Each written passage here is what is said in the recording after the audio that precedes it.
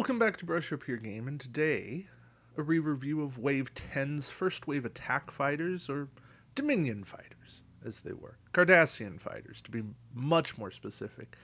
6010, and that's deceiving because what happens is you get a stack of tokens, and every time you get hit, take a whole damage, that's your attack. And then you lose a token, you lose some captain skill, you lose attack, but you gain evade. And so that's what it means here by attack squadron 5 tokens.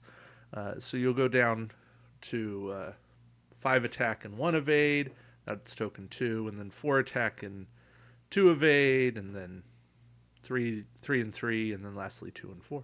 I think that's the way it goes. There might be a second 6-0. Don't quote me on that. It's been way too long since I've run these. But fighters, they're attack squadrons.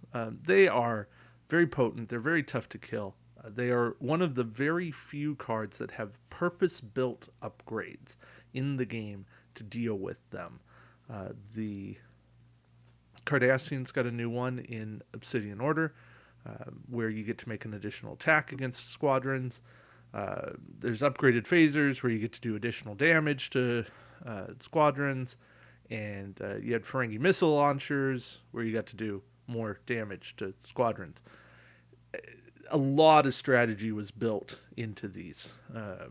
But for me, the more you can play with these are about how long is a ship going to stay on the board. They're fairly useful in that regard. They're not great mission pieces, although they can be. It depends on what you need them to do. But they have limited actions.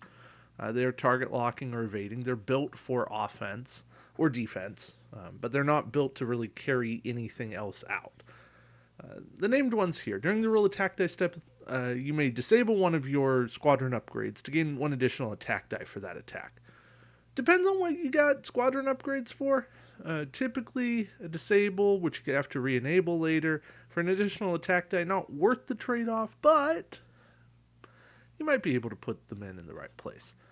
I do like that these are forward and rear arcs. We're going to have to see where we get upgrades for that rear arc, but still, 6 dice, it's worth it. Pretty maneuverable, 1 turns. Yes, the 1 turn maneuver does actually exist in this game. You wouldn't think it. A 2 come about that's red, not the most maneuverable. Those go to the Federation fighters, which we'll get to in a little bit.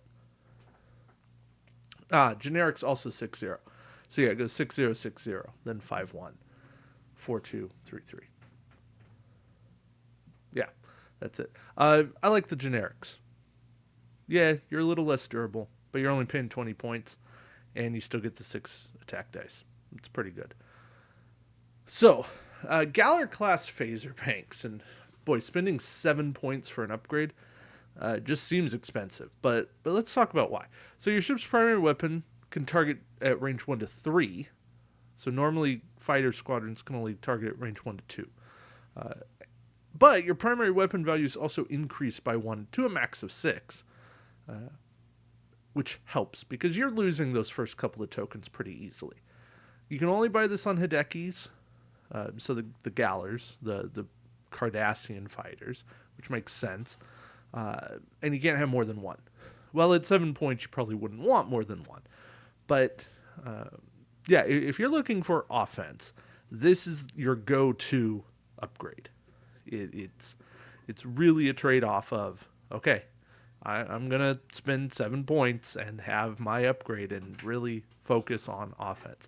It's not a great payoff, but it's also, if you think you can maneuver and you want range 3, that's what you got to have.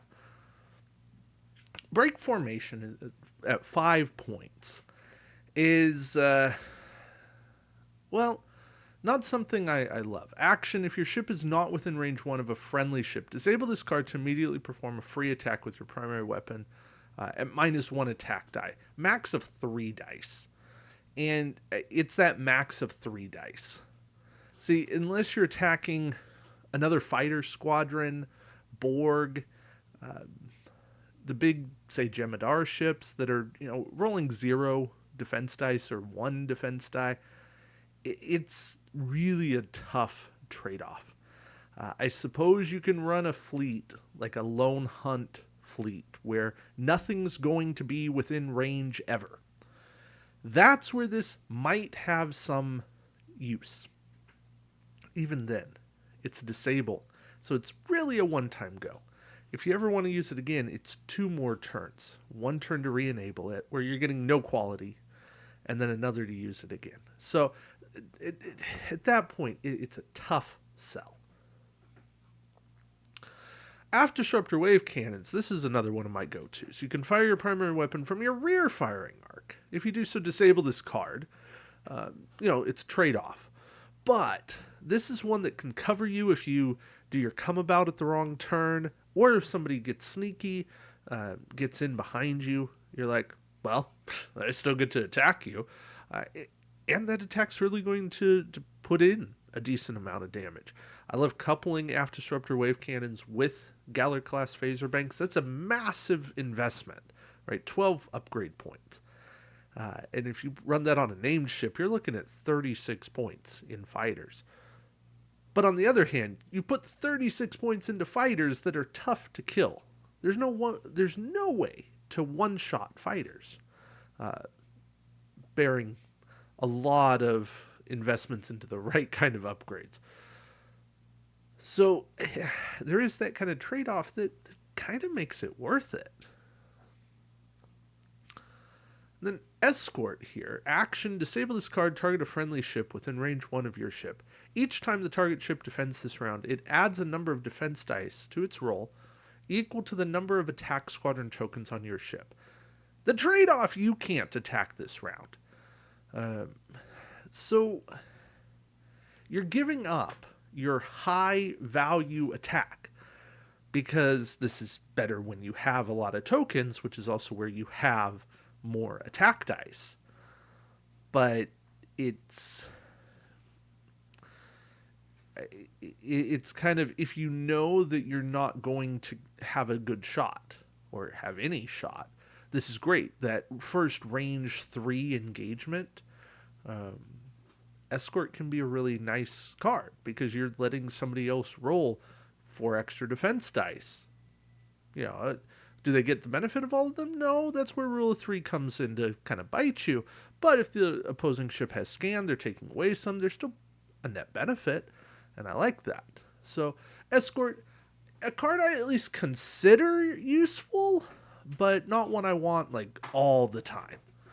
Depends, again, on the way I've built my fleet.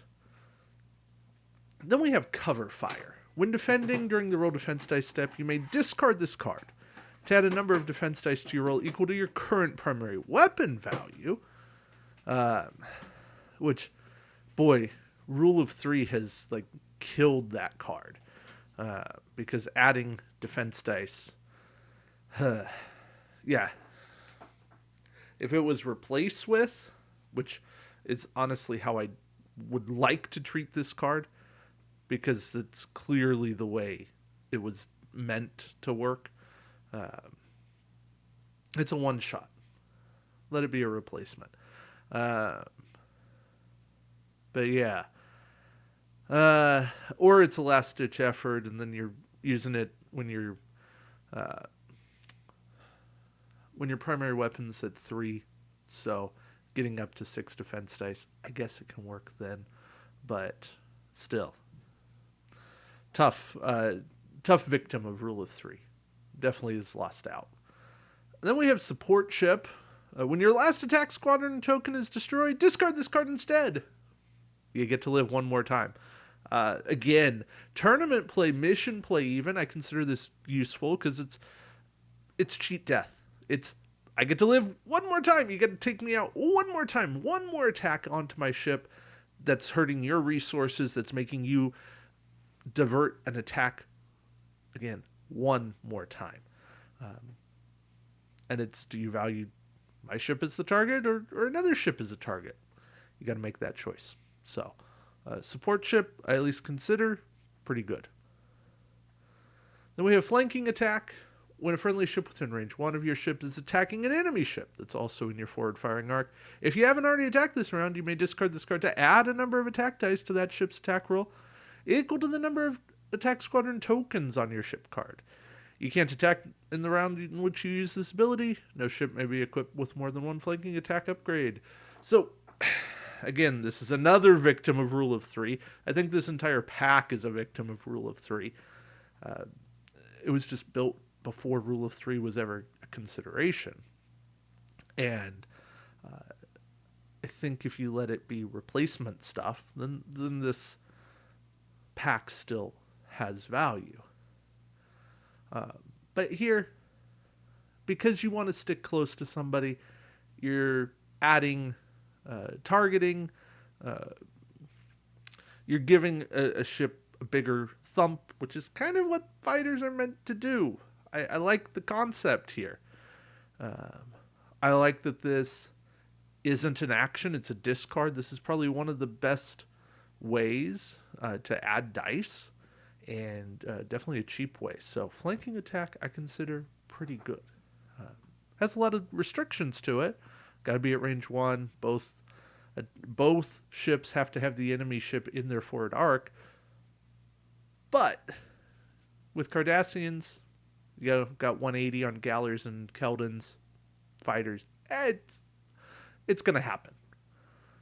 All right, last card here. Photo lock-on. If you're attacking during the declare target step, if you don't have an enemy ship target locked, you may discard this card to acquire a target lock on an enemy ship at range 1 to 2 of your ship. I like this one. There's times where you move first, somebody wasn't going to be in range, and now they are, right? They got the sneak in attack. Doesn't help you if they just moved into range 3, but you still have like that one extra chance to make the attack, and I like that. I like the last ditch recovery option to get a little bit more quality. Sure, it's a touch expensive, 2 points for it, but everything on fighters is a touch expensive, so you kind of go with it. Photo lock-on's not something I run all the time, but it's a consideration for me if I need my fighters to be doing the heavy lifting. If I've invested in Galler-class phaser banks and the aft disruptors, what was it? Yeah, aft disruptor wave cannons. If I've got the third slot, right, if I'm running named, I'm going to bring photo lock-on because I'm going, well, I need to make sure that those 6 dice are actually rolling with quality. Might as well. So overall, I like the pack. I like what it brings. The cards have become outdated, but not in a hideous way. Fighters are still playable. They're still a solid include in a build, in a fleet, whether it's missions, whether it's competitive play. I think you got to look at them and you go, hey, these are going to work. They pack a punch. And sure, you got to have the support ship, the carrier. But I think that people who don't at least consider them are kind of missing out on potential. So, all right. That's going to be it for me. Thank you all for watching. And until next time, keep brushing up your game. Take care.